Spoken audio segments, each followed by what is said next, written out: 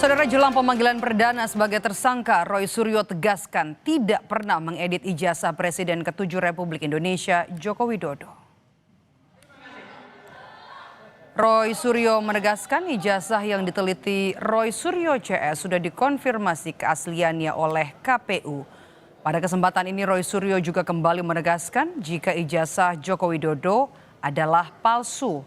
Terkait kasus pencemaran nama baik yang melibatkan dirinya, Roy Suryo mempersilahkan untuk bersama-sama bertarung di pengadilan.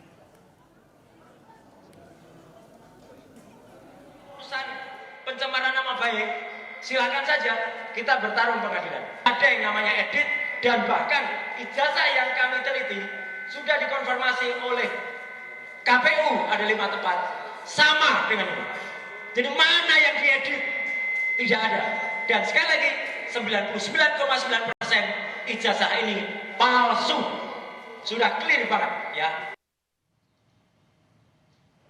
Maijen Purnawirawan Sunarko ikut memberi dukungannya kepada Roy Suryo CS. Sunarko mengajak pendukung untuk mengamankan Roy Suryo CS karena menilai ke-8 orang yang ditetapkan sebagai tersangka oleh Polda Metro Jaya telah dikriminalisasi. Sunarko berharap Presiden Prabowo Subianto mau mendengar aspirasi para pendukung Roy Suryo CS.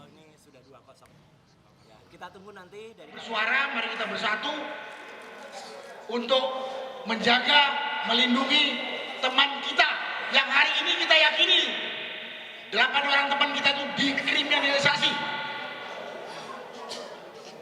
Saya yakin dikriminalisasi. Yang namanya dikriminalisasi ini yang bersangkutan tidak melakukan tindak kriminal, tapi dituduh melakukan tindak kriminal.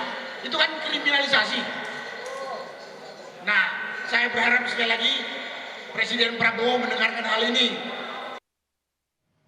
Sementara itu, Wakil Ketua Umum Joman Andi Aswan menilai ada penggiringan opini mengenai kriminalisasi yang disampaikan oleh pendukung Roy Suryo CS atas penetapan status tersangka 8 orang penuding ijazah palsu Jokowi. Ketua Umum Andi menilai status tersangka yang ditetapkan Polda Metro Jaya terhadap 8 orang penuding ijazah palsu Jokowi adalah tepat. Selain mengapresiasi Polda Metro Jaya, Andi berharap 8 orang yang telah ditetapkan sebagai tersangka dapat segera ditahan. Bahwasanya banyak sekali penggiringan opini-opini yang ditujukan kepada Polda Metro Jaya, yaitu penggiringan opini mengenai kriminalisasi. Setiap ada kegiatan yang dilakukan oleh mereka, kita tidak pernah mengatakan adalah kriminalisasi.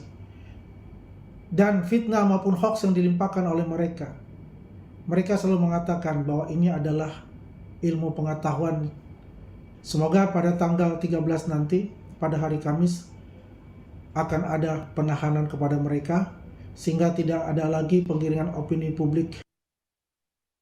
Kita ke sorotan lain, saudara. Persidangan kasus kematian